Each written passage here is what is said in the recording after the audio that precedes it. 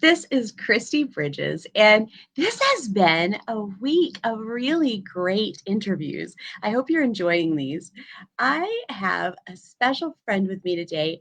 Her name is Teresa O'Kelley, and I met Teresa actually only a few days ago, but we have just so many things to talk about, and I thought we should bring you into the conversation. Teresa O'Kelley supports a network of small businesses and she restores lives as a senior claim adjuster at Allstate Insurance. But what we're really here to talk about is that she's a caregiver.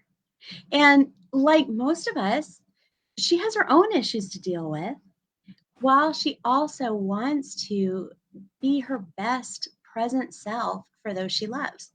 So that is, I think, a struggle that a lot of us have. How do we maintain like the have tos, right? Doing our jobs, getting things accomplished, staying on track, and our personal selves, self care. How do we, you know, be who we are and feel fulfilled, and also taking care of others? How do we do all three of those things? So Teresa has some tips for us that I think you will find pretty helpful. But first, let's hear her story. Teresa, would you mind just sharing a little bit of your background with us? Absolutely. And Christy, it's been an amazing week and honestly just fascinating to meet a friend that I didn't know I had yet. So it's great to chat with you online and offline. I'll try to make it succinct because I have a whole lot of details, but basically, I am an only child of two amazing parents that are in their 70s. My mom has had mental health issues all of my life. So, learning how to navigate, how to advocate, how to educate has been my upbringing. And so, what that has taught me by God's grace, because I actually had a neighbor who saved me at about 5 or 6, said, have you ever heard of Jesus? And no, that makes sense. I'll go ahead and accept him in. And of course, going through that learning, because accepting Jesus doesn't solve all your problems, but it gives you so much hope. Yes. That's been a thread through all of my life and all of my experiences. So growing up, being raised in El Paso, Texas, which is a border town, moving to San Antonio, Texas, in the middle of my sophomore year, learning between Girl Scouts and everything else, God has just been, put a light upon my path and really walked me through everything.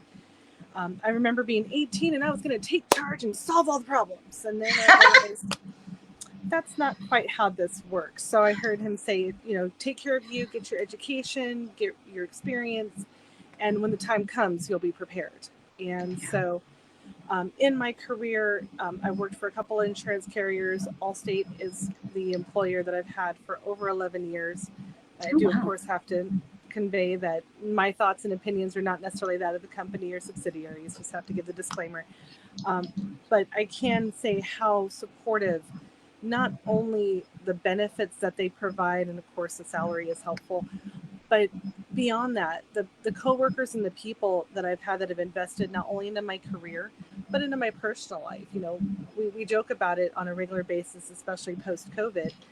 It used to be you came to work, you left your stuff at the door, you worked on work, and then you turn around and pick up your work stuff and you drop that off and pick up your home life. Right. It's not like that anymore. And so having to paradigm shift and redirect, God's been my constant. And I have been so blessed by the leadership that I've had, conveying and expressing what my parents are going through and what we're needing. Um, it was interesting. I was in a leadership role that came to an end, came back to a desk position, and everything in my personal life just kind of blew up. And Ah, um, it's interesting to look at how much of a need we have in mental health space in our country. mhm. I love America. I'm grateful that I live here. We have so much opportunity, but mental health is considered different than physical health, and it's a whole different benefit, along with dental, along with optical, which is interesting. I can go on a Mhm. whole soapbox about that. Um, but it was in 2017 to 2018. 2017, I almost lost my dad. Um, Oh, we have no idea where he contracted it or how he contracted, but he turned 70. He was supposed to come over. He's like, I wasn't really feeling good. And then the next day he's like, can you come take me to the hospital? Which I've gone before and taken him before and figured he'd just go and get some IVs and what have you. And it was different this time. They said, we're going to keep him. I said, okay. He somehow contracted whooping cough. We don't know how or why.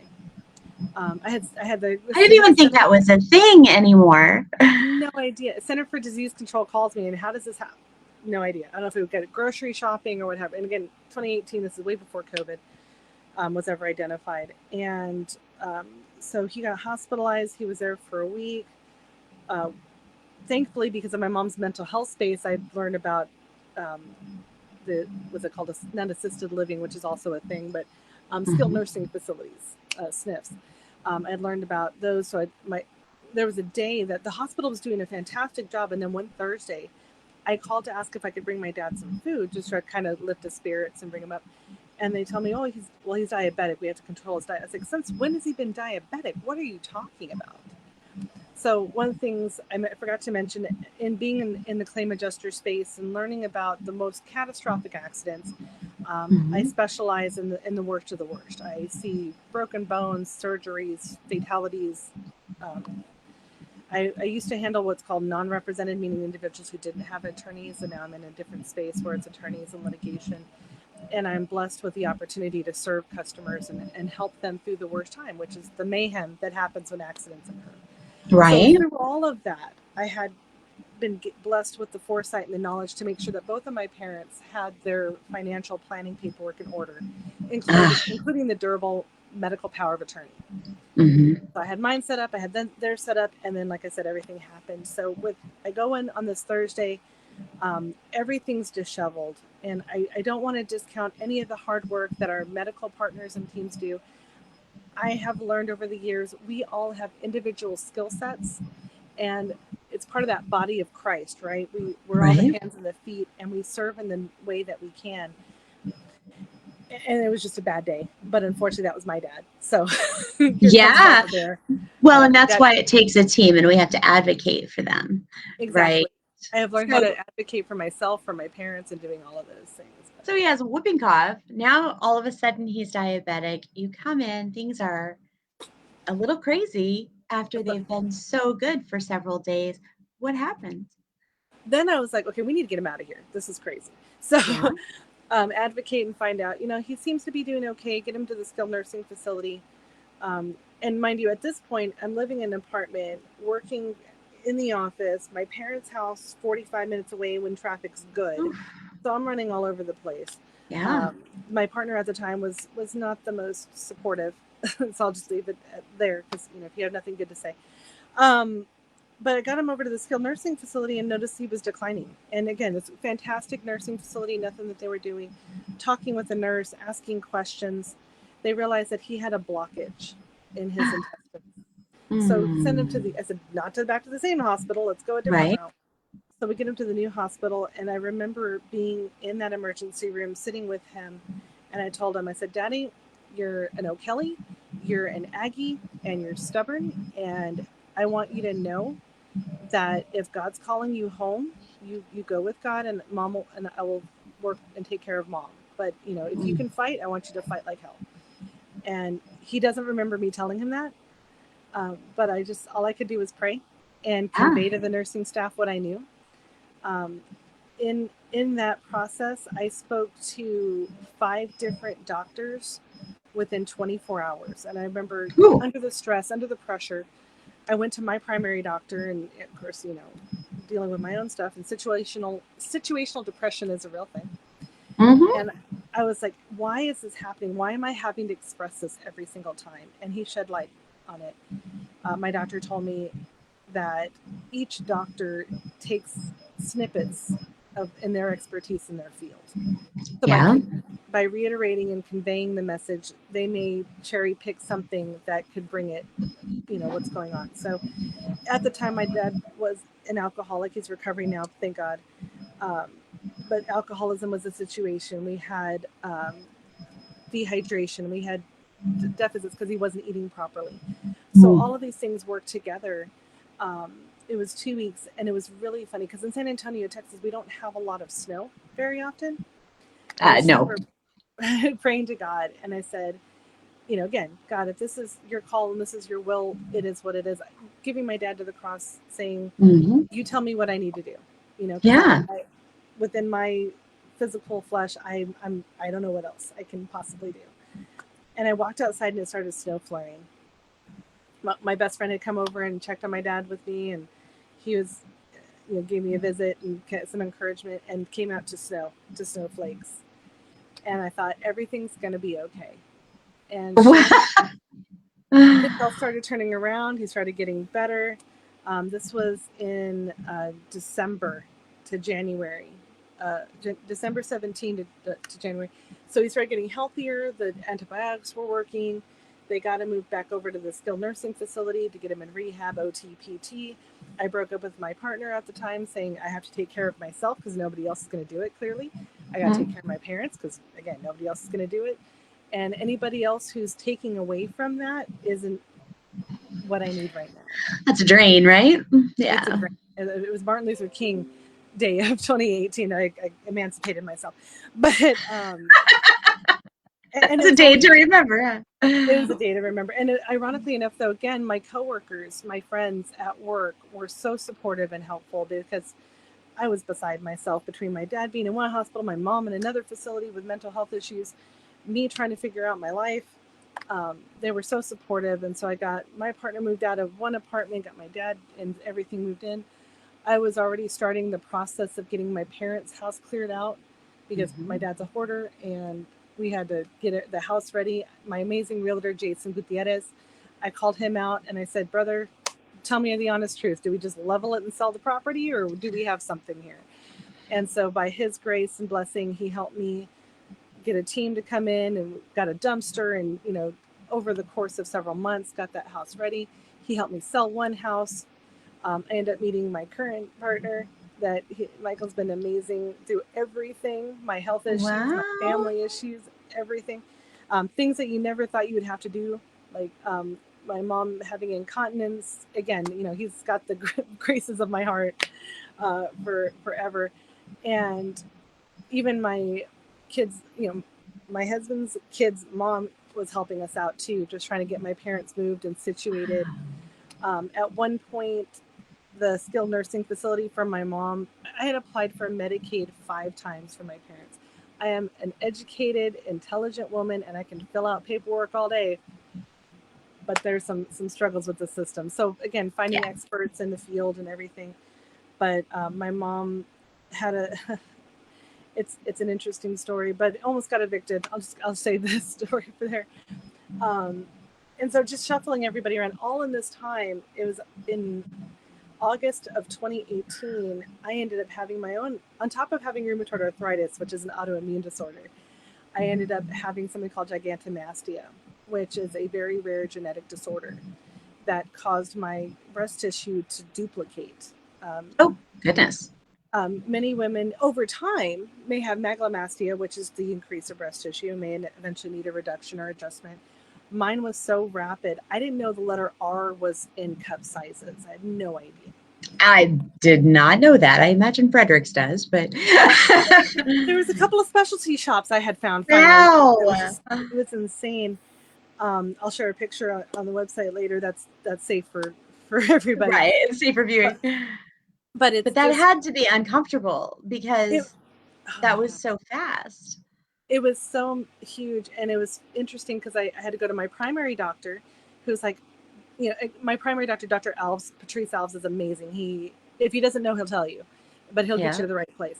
So he's like, well, probably your gynecologist would be your best option. So go to my gynecologist. Gynecologist says, that's interesting. And Dr. Ramos Gonzalez was amazing too. And just like, that's not normal. You're right. Mm.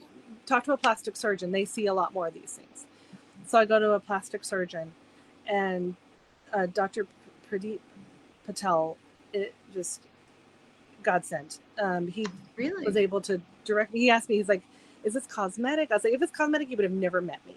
Never would have had me. Right. But something's wrong. And so he referred me to an MRI. which I had no idea you could MRI your chest and breast Did tissue. not know that. So again, all the experience for my parents, learning medical terminology and learning all this information and how to talk to doctors helped me in my own perspective. And I had the radiologist call me. I just want everybody to know radiologists typically do not call you. That like Right? if, in my claim adjusting field in my personal life, never happened. So ask me a few more questions. And of course, radiologists say I have to defer to the doctor. They have to tell you the actual diagnosis and treatment. But I'm pretty sure this is what you have. And so talked to my doctor, and he's like, sure enough. By the way, the MRI staff was amazing. We Oh, have good. Strict here in San Antonio, and they're like, here, take your disc. Let me print it for you. Like I didn't have to wait. They could tell this was a Good. life threatening situation. It was to the point I was having edema, which is basically the inflammation and incurring of Fluid. fluid, Yeah. and to the point to where the tissue was breaking because it was so Oh, rapid. ow. At one point, my other half had seen me in the bathroom, like really struggling, and he's like, "Either I'm taking you to the emergency room, or we're calling an ambulance. What are you doing?" And he's not a Yeah. doctor person at all, by the way. Right. But So we he's went. there to take care of you. I like He that. he was, and it was so interesting with everything happening. I looked at him and said, "I know you have your children. We're kind of new on all of this. If this is too much, I'm opening the door to let you know that you don't have to." And of course, Right. he looks at me like I'm an idiot because why would he abandon me in my time of need? He's like, even if we were Mm, just friends, I would want to be here for you. So thank you. I just felt the need to convey. So right. anyway, rapidly go through the process, determine I need to have a double mastectomy, which is, in all intents and purposes, an amputation. And Yeah. he advocated for me again. Michael was like, I can't imagine being in your shoes right now. Like I'm working on it, and I think if I were in your shoes, I'd be asking if there's any other options. Like I'm not doing it for a vain purpose. Just that's a lot to take on. So Yeah. by going to the emergency room the next time and the doctor talking about the potential and possibility of infection and how that could delay issues, it was really an accidental second opinion that this is what we have to do. So my Yeah. sister from another mister came in from El Paso with my niece. I had family and friends come to support me through my surgery. I think it was 6 to 8 hours. I forget, it was really long. They ended up cutting 32 pounds off, Oh my and gosh, you are no, not kidding about that growth it spurt. was Oh my it was goodness. quite intense. And it's not the weight loss program I recommend for You're anybody. right. Did you go in and go, hey, while you're here, why don't Could you you? just it's funny that you mentioned that. So again, the team was completely amazing at they call it a spa, a Veda Mhm. spa and clinic, but it was more than that. They were family. They became family very quickly, and really sat me down and said, "This is going to be hard, and we're going to do everything we can to keep it as easy as possible. But there may be complications, and you need to know that." And boy, they were not kidding. It ended up taking me 5 surgeries through the Mm. course within 2 years, and my doctor said, Did it just keep coming back or? so thank God, no. It did. Yeah, they said Okay. there was a possibility, but I had complications. So Oh, they removed everything. We talked about implants. There's a lot of options, and I've always heard these things on the news and growing up. I love that there are a lot of options. And that is something we may come back to because we've made change in the medical field and it's good change. Go ahead though. It's okay. So I've heard of saline. I heard of silicone, and of course, I think it was in the 90s and 2000s. There was like a bunch of issues. So I was able to talk to my doctor, and he was very much motivated in making sure that I'm informed. My support team, whoever is involved, is informed. He's like, the more information you have, the better chances you have of a good outcome. Yes. And so, not only from a place of medical, but his bedside manner, his faith, his wife also, ran part of the program. So it was just this whole family. Christy was Good. just an amazing support because there was times like, I had my moments of crying and I had my moments of elation, all through Yeah. the process. And Jesus knew what the plan was, and he still cried out to God, saying, "Why have you forsaken me?" So Right. if he knew everything, why would I not be like, "What's going on?" Um, We are emotional, created in the image of our creator. He's an emotional God. He is. And so going into this whole thing, to make it shorter because we're talking about caregiving, um, but No, this there's so is many. good background, though. I appreciate it. It's just a lot. But It is. in that they talked about different options, and we talked about silicone, and there's Diadep flap where they take tissue. Being morbidly obese, we talked about that you'd have to find the particular pieces and you have to match up the vessels, and so that probably wasn't the best option for me. Plus, you'd have Mm, all that recovery because they cut it from your back or they cut it from your thigh, and so much more. But um, they we had the double mastectomy. They had to do an expander because we had cut all the tissue off, right. and so of course coming to terms with not even I've never really had a huge drive for wanting to have children biologically, but it was clearly going to be removing an opportunity for breastfeeding if that were going to be an option. So it's kind of Right. there's a little bit of It morbidity and still stinks when this choice is taken away from you. Yeah. exactly there's a difference between a choice and you no longer have an option.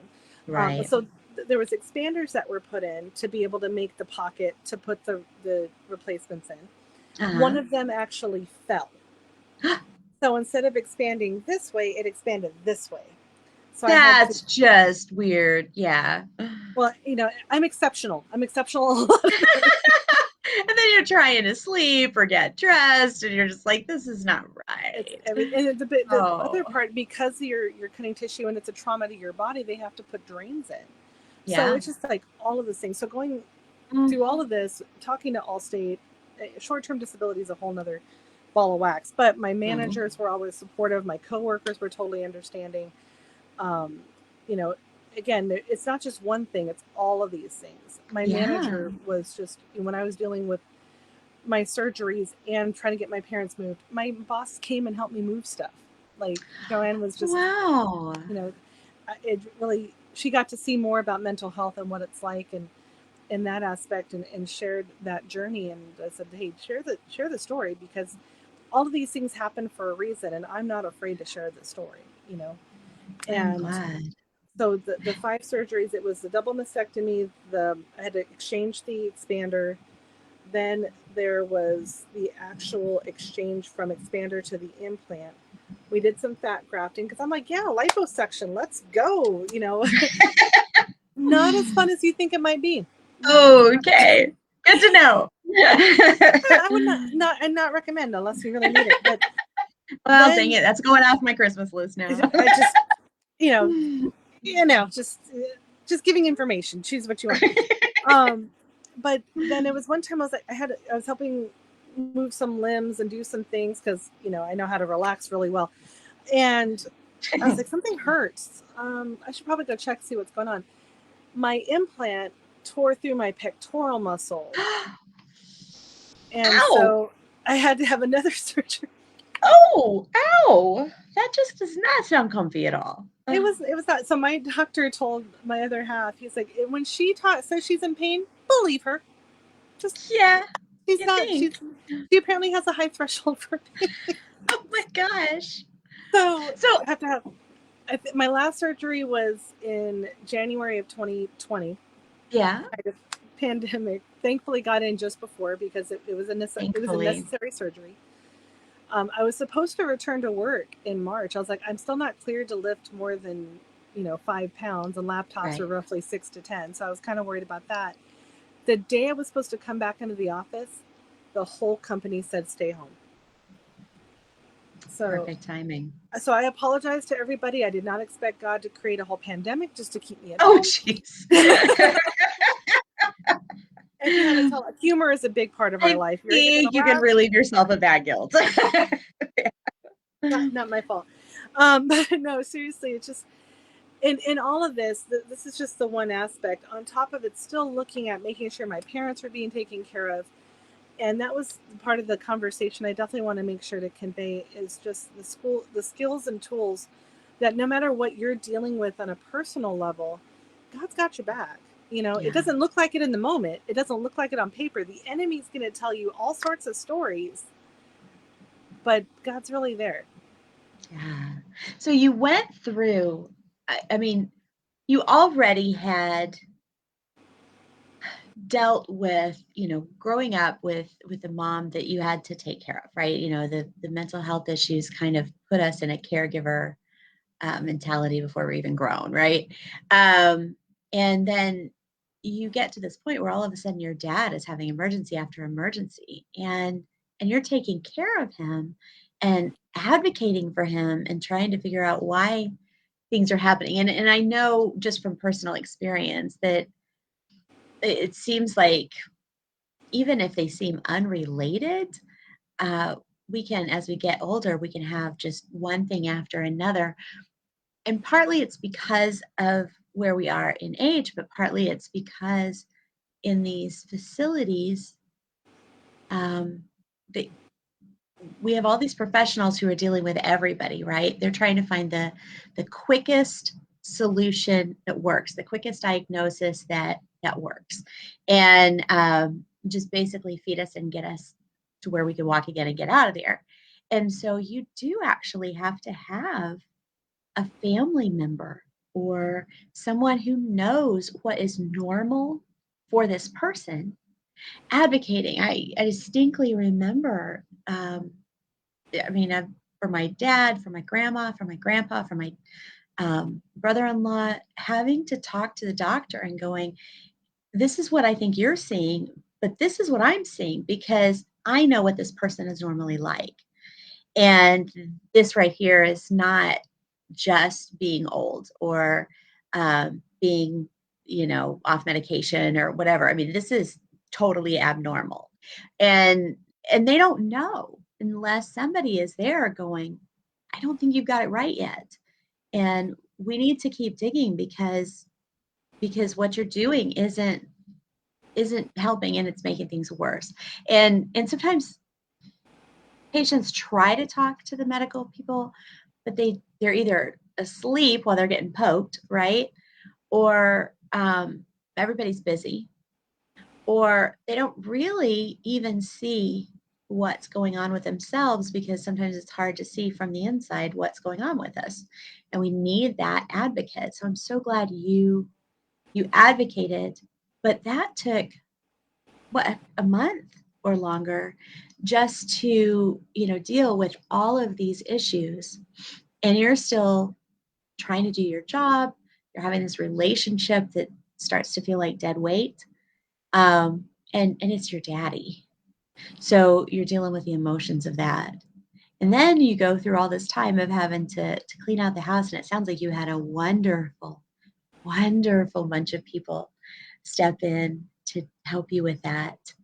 And during this process, it's funny because you said, you know, God knows, right? Jesus, he's with you. He feels that pain, but he knows it's going to be okay.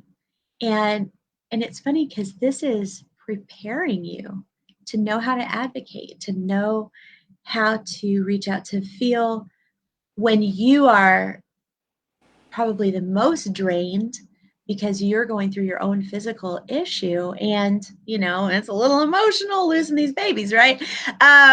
You're going through all that, and so you could feel like just hiding under the covers until it all goes away, right? But you have already been prepared to know your own power, to know your own stamina, to know that you can confidently talk to these doctors and go, we need to talk about more details. I need to understand this better, and you can explain this to me. And then you had a partner too that you actually met during the time that you were dealing with your dad's house. So I love I love seeing the little pieces come together. I don't know. I personally believe, God is good, right? If it's not good, it's not, something that he said, oh, I'm going to give you this terrible thing. But there's a song that says, if it's not good, he's not done yet. Right. And he just goes through and orchestrates to continuously give us more power and more support and more ability. That is so cool. So in this is like a year, what, a year and a half of, let's see, you said all the way to 2020. Good grief, this is a couple of years of ongoing stuff. Did I you really, have, oh, go ahead. I'll say I really leaned into Job. Yeah, right. Did you have to, like miss a bunch of work or get some flexibility with your job? Or how did you manage to keep a really good career while you're going through all this stuff?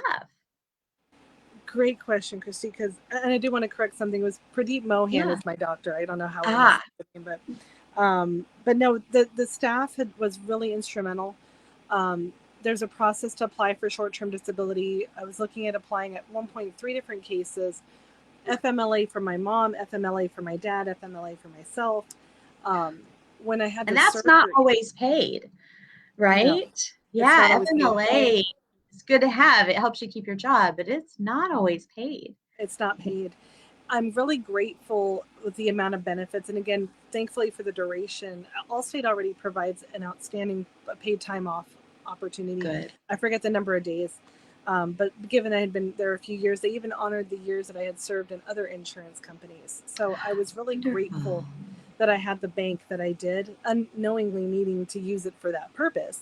Mhm. But I was able to leverage my paid time off. I was able to leverage short term disability.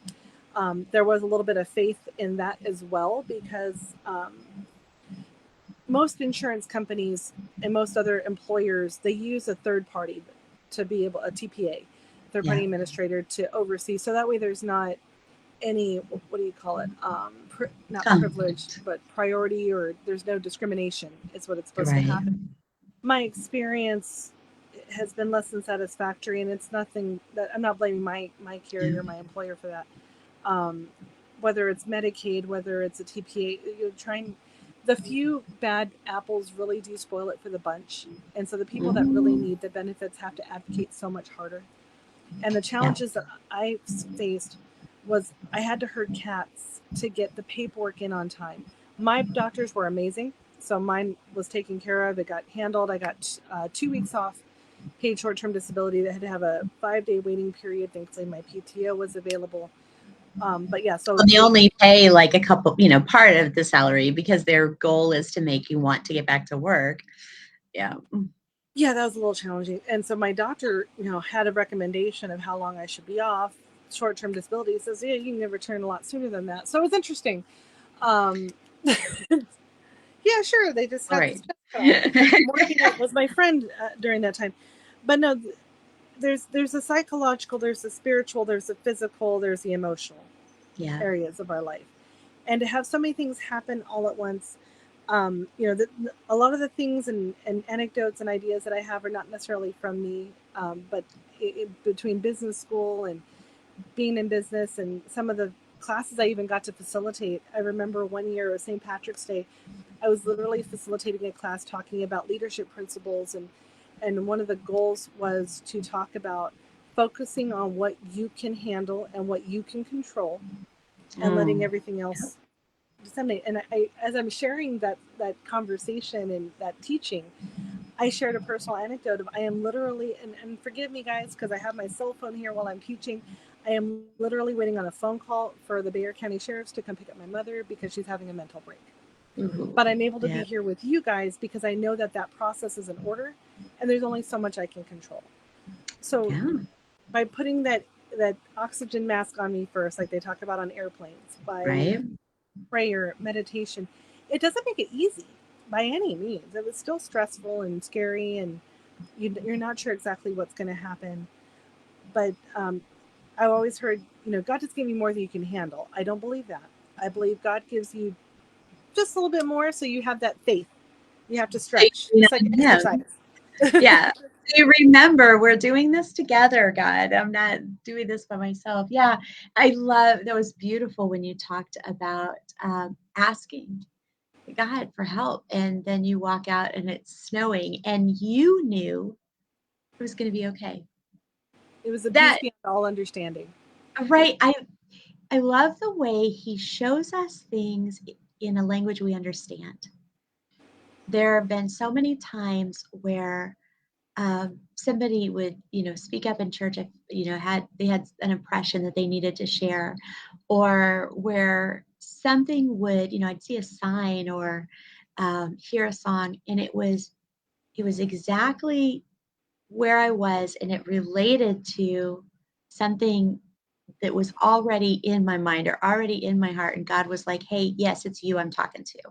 And so that's beautiful that he does that, that he He does give us a little more than we can bear, but nothing more than he can bear, because he wants us to let him help, right? And then when he does, he shows us, if we're willing to pay attention, that he does help. And I like that you talked about that. I want to revisit that principle, because that's a key principle, that knowing what you can do, what's in your realm and what is not in your realm, what is up to other people. We can advocate, but there's a difference between advocating and trying to control everything, right?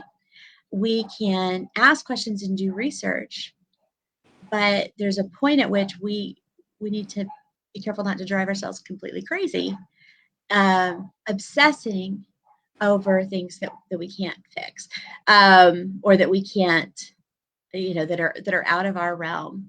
And ultimately, those doctors are the ones that had to do the surgery. You're not the one who had to do the surgery, right? You had to get some rest, eat right, find some space, Fight for the and financial approval because, of course, they wanted the right. down payment deposit. Yeah, we each do our part, and we have to make sure we have a good understanding of, here's my circus, right? Not my monkey, not my circus. Here's my circus. It's And so so I'm true. going to deal with this part. Go ahead. It's so true because that's where, um, you talked about talking to the doctors, and part of National Alliance on Mental Illness, we did a 12-week program. It was a free program. It's called Family to Family, and it really taught us, looking at mental health in a different way. Because of course, Mhm. as the husband of a person dealing with mental health issues, as a daughter dealing, helping my parents navigate this process, it wasn't the life that my mom expected to have. Right, my Yeah, mom had her dreams and hopes as a young girl.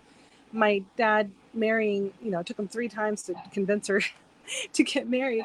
But in this whole process, it wasn't the life that he expected either. And knowing that right. both of my parents did the best that they could with what the tools that they had, they always showed me love. That giving me the support that they could, teaching me the lessons that they can, and you know, missing the mark. And but me too. So I'm not no Right. judgment in that area.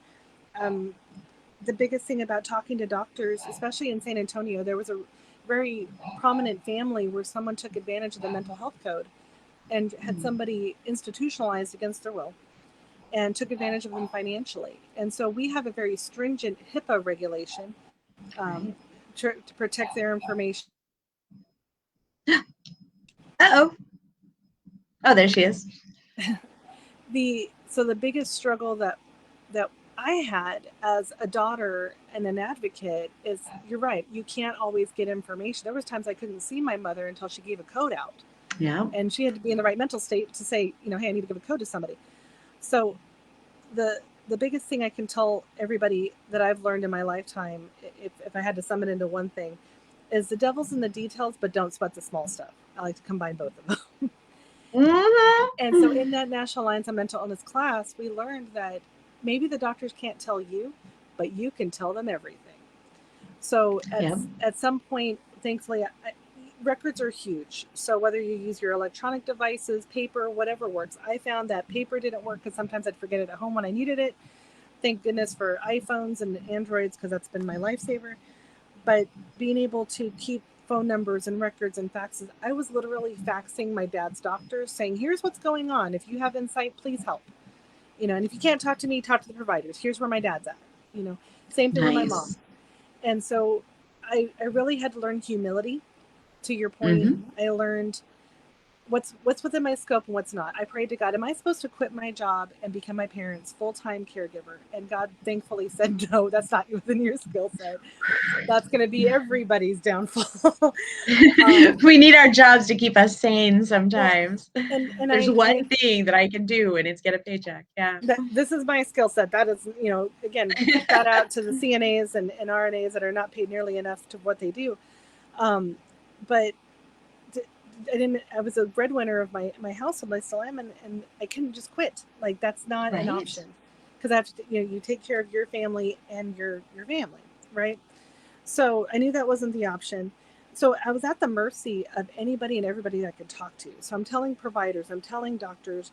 At one point, I even filed a claim with Adult Protective Services because I didn't want someone accusing me of neglect.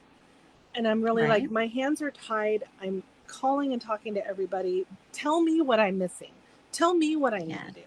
I had two different caregivers at one, or case managers tell me at one point, wow, you've done a lot. I don't know what else you could do. I mean, thank you, but that's not helpful. you know, it was helpful in the No, encouragement space. comforting. Yeah. It was comforting. It was comforting, and they had a lot of empathy, and they were really fantastic in trying to figure out what in the world we could do. And the bottom line that it came down to, I had to express, and you had mentioned advocating for your loved one. You know Right. your baseline of your loved one more than anybody else. Yeah. They say when you go to jail, you become a better criminal. Well, my mom being in mental health spaces became a better mental health patient. She can hold it together for 25 to 30 minutes. She can answer those baseline questions for cognitive. But if you sit for more than 30 minutes, things become apparent. The Mm. simple fact, things I take for granted. I can pull out something from the freezer, let it sit out, turn on the stove, let the oven come to temperature, take the item out of the box, put it in the oven, let it cook for the amount of time by setting a timer and bring it out. My mom would take something from the freezer, put it in the box in the oven for like maybe 2 minutes, and then wonder why it's not hot. That's not Mm. normal. And in and of it by itself is one thing. They just maybe haven't learned the lesson, but there was so much more. Right. And so by being able to convey, and at one point I had to tell my dad, I said, Daddy, I love you both. You're both my parents, and I want to take care of both of you, but I only have so much capacity. And the enemy really does try to attack you by questioning your thoughts and can I do more and what else could I have done and all these things. And at the end of the day, you can only do so much, and this is where your faith comes in, right? You got, I don't know what else I can do. Please, if I'm missing something, give me discernment. Let me hear you loud and clear. The devil get thee behind me. I bind in the name of Jesus, and just prayer and asking for questions. And by reaching out to the government, by reaching out and continuing to call on health and talking to these providers, there was finally someone who recognized cognitive disorder as a problem for my mom. Not Alzheimer's, not dementia, the ones that we hear all the time, but it was cognitive disorder. And Yeah. that was what made all the difference. I love, and I want to highlight this, that you actually had the conversation about your capacity. Because okay, let's just go back to what we said previously. God does give us, more than we can handle, but not more than He can handle, right? So that He can partner with us, and we will accept His help and lean into Him. And He gives us the power. He equips those He calls, right? But we are not we are not called upon to be unhealthy superheroes, right? There is a need for discernment. Lord, what is my part? I'm going to do my part and remember that it's just a part. God has people everywhere. God is present everywhere. It's in Him we live and move and have our being, right? So He is capable of doing what we don't. He wants us to take part in His work.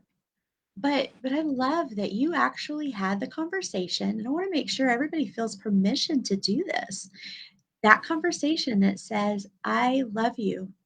I want you to be okay. I want to be there for you. I'm going to do that within my capacity. Uh, and I can't, do it all the time. I had a friend once who I had to tell her I can't solve an emergency from 2,000 miles away.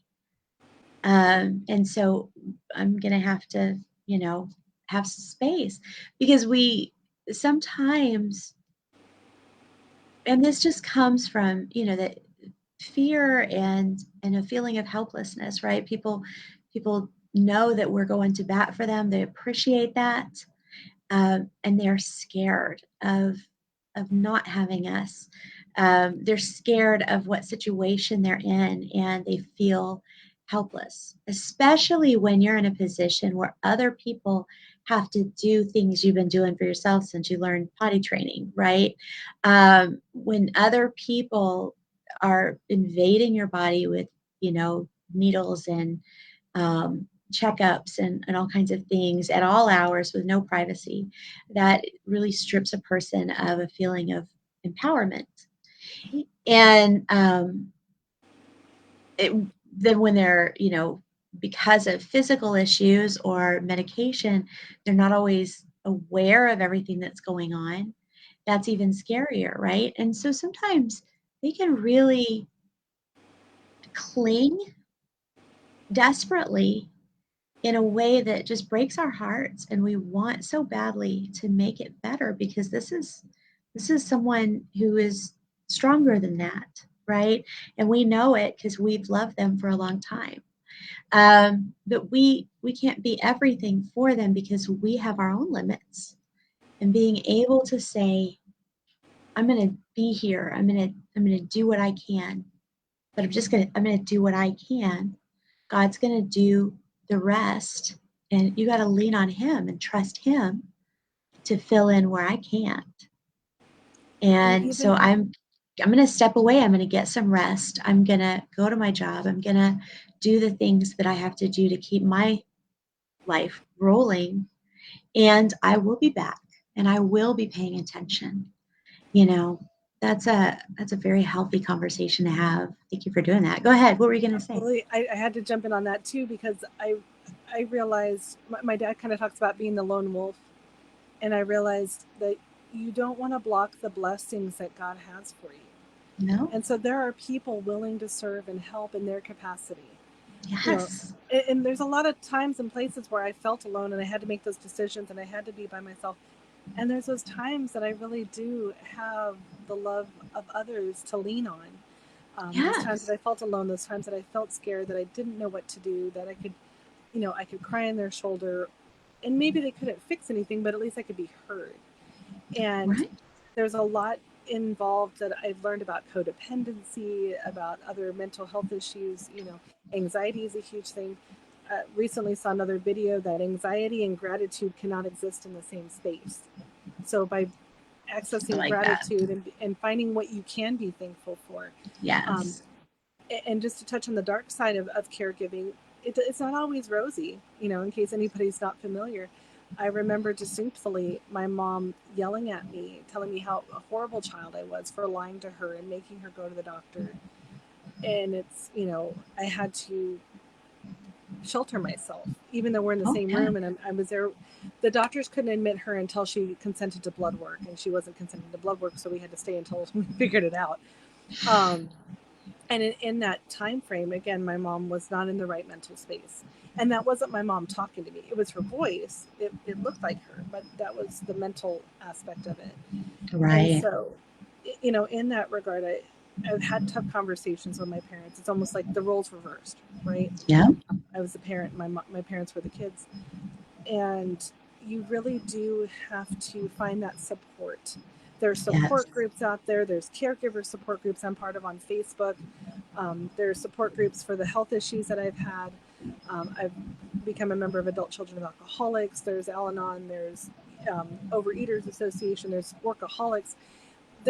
You're not alone in whatever is bringing you Right. down and that you're struggling with.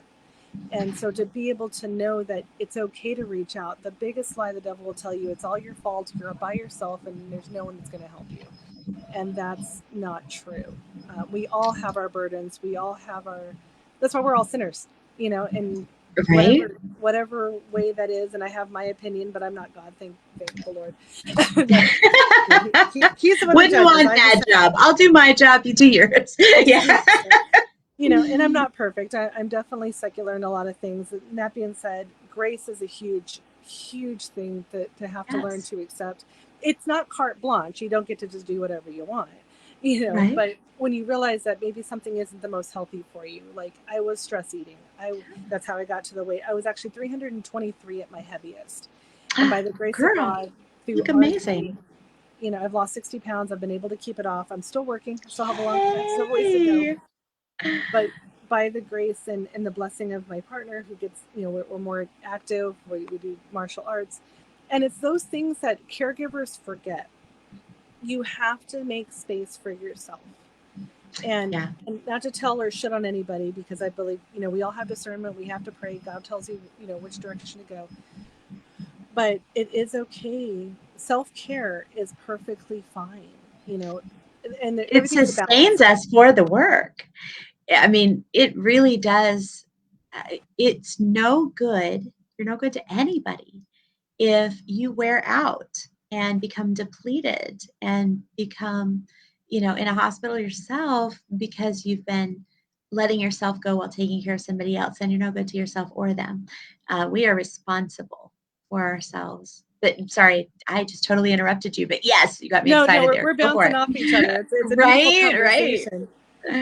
But that was the main thing I just wanted to make. I'm just looking at making sure God told me to make sure Yeah. that these things got said. And so, um, breathing, Accepting help. Oh, accepting help. It's hard. It's well, but it's so, if you think about it, we are all being sanctified and trained up and growing.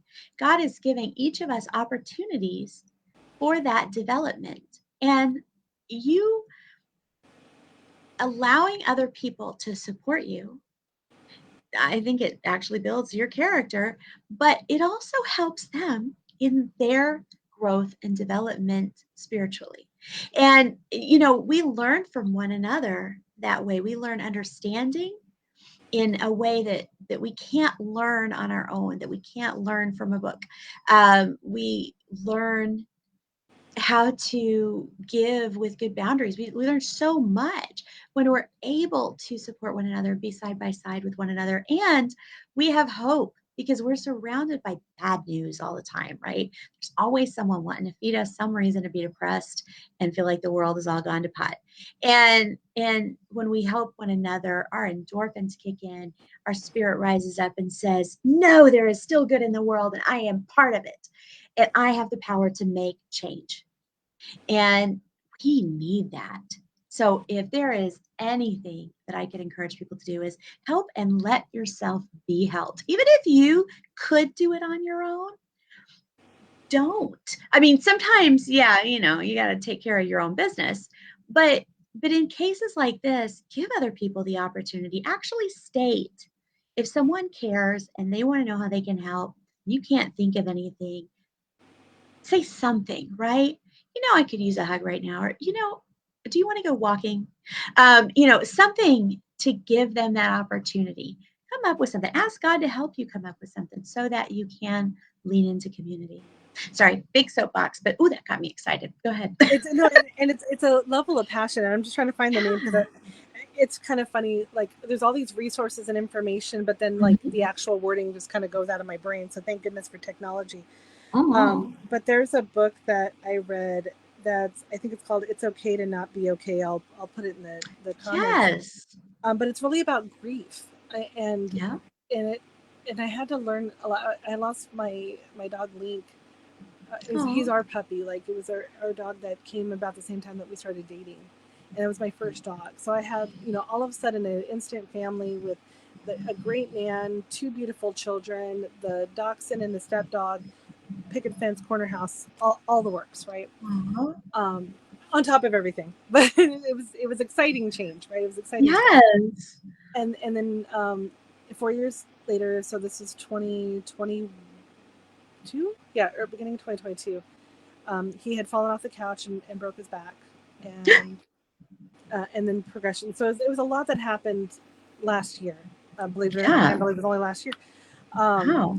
but it was really heartbreaking. The animals are in our lives for a short period of our life, but we're usually there for all of theirs. Right. And he was like the best dog, and so it really it broke me. With Yeah. everything else going on, and so I was already like using employee assistance programs and therapy, working through everything with my parents and myself, and all of that was like, okay, that's just stuff I'm dealing with. That's whatever.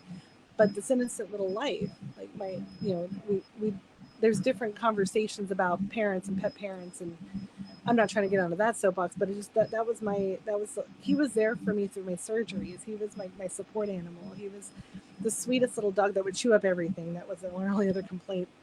Um, but to lose him was detrimental So and unexpectedly, in very such unexpected. a seemingly harmless situation, that really lets you know that you don't have as much power as you think you do sometimes. Yeah, and even Oh, my other half, he feels like I blame him. It's like I really don't. Like it was an accident, and there was a progression, and we did everything we could. But at some point, we had to give our final love oh, and give her. honey And bunch. it was a beautiful process for having to say we love you and let him go to the Rainbow Bridge. But I share that in just in the aspect of counseling is so important. I didn't even know grief doulas existed. I didn't know that was. I've heard of birthing doulas. I didn't know about grief doulas, Right? and um, she's been a godsend. And the therapy sessions that I have through work, again, going back to benefits and support. Yeah, and I tell all this whole story not because, hey, look at all the things that I did, but these are all the things that God has brought me through. And it's by Yes. knowing Jesus as my Savior. And things are going to happen regardless whether you believe or you don't. And there's a It's the funny world we anecdote. live in. Yeah.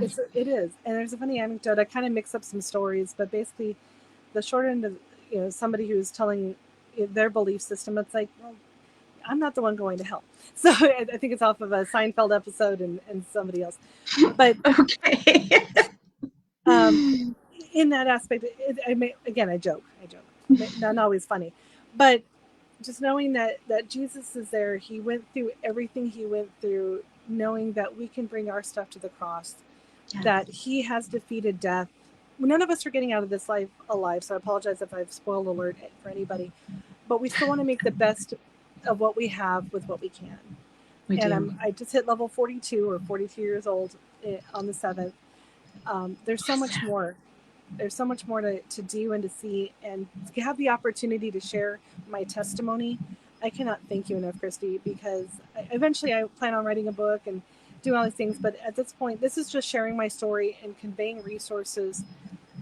None of the information I'm giving you is something that I make money off of or that I get paid back, but I'm paying it forward because someone Yeah. invested that time into me.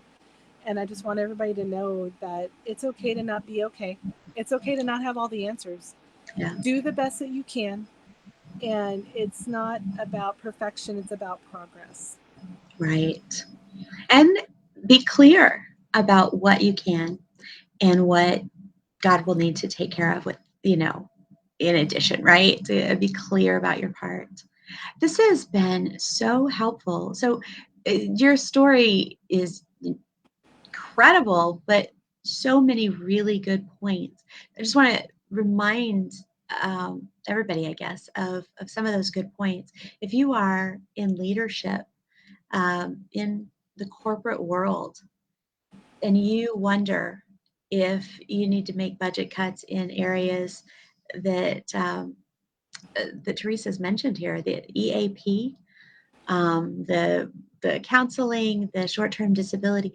These are things that have helped her sustain an 11-year career and given her a sense of loyalty and gratitude. Why would you hire somebody you don't know whether they're going to stick around or do a good job and spend thousands of dollars on background checks and training and Retention. making your customers mad when you could keep someone who makes your customers happy just by being flexible? So I just want to make a big point there. I think I'm grateful that businesses have recognized the need for these things. And I hope that we continue to recognize and even grow more flexible during times like this so that people don't have to suffer without paychecks just because they need to take care of their dad, right? That A week little grace before goes a long disability way. or whatever. Good grief, let people take care of themselves. Um, but also, you've made so many good points about the way God sustains us. For centuries he tried like leading people in a cloud, leading people in a pillar of fire, and people kept going, oh, maybe God's not real, or maybe he doesn't understand us, right? I mean, I think they could see he was real, but maybe he doesn't understand us. And so Jesus came to show us, yeah, totally gets the human experience. And you and I are able to survive so much because we can lean into Jesus, knowing that he understands and that he promised to give us the power. He said, you're going to do even greater things than I've done. And we have that. We have that right now. If you don't have that and you want to pray with someone, then please reach out. I'm right here at One Moment Wiser. And you can also go to onemomentwiser.com or just send me an email, info@onemomentwiser.com, and I would love to pray for you. Teresa wanted to share the national, what was it? National. National Alliance on Mental Illness, or NAMI, NAMI.org. Mhm. I'm specifically a member of NAMI. I think it's dash SAT or San Antonio. I'll make sure to add the link in the bio. Yeah. National Alliance on Mental Illness, on a national level, they have the 988 number. If you or anybody you know is thinking or contemplating suicide, or is in a crisis, a mental Yes. health crisis, could be anything. It's just, if you feel that maybe the world is better off without you, it's not true. God needs No. you for purpose, and there's a reason that you're here, a reason you're still here. So feel free to reach out to me directly, call 988, or reach out to Christy, reach out to your local church. And if the first person you reach out to doesn't work, please keep trying, because we are here. Right. We are here to support you. Again, recognizing Allstate and all the support. We have an employee resource group, impact group, called Able, Abilities Beyond Limitations and Expectations, that I thought I was already an advocate. They have shed so much light in so many aspects that people and individuals with disabilities. So if you're a caregiver of, a child, a family member, a friend, whatever, whomever, if it's yourself, know that you are not alone. Yeah, get in community. And just as we can see through Teresa's story, sometimes you do have to talk to several people. Sometimes you do have to advocate, but you know what? It's worth it. If you're still breathing, there's a reason for that. Keep doing it. And we'll put the resources in the chat. God bless you today. Thank you so much, Teresa. You have just been so neat to talk to, and I look forward to doing it again. My pleasure.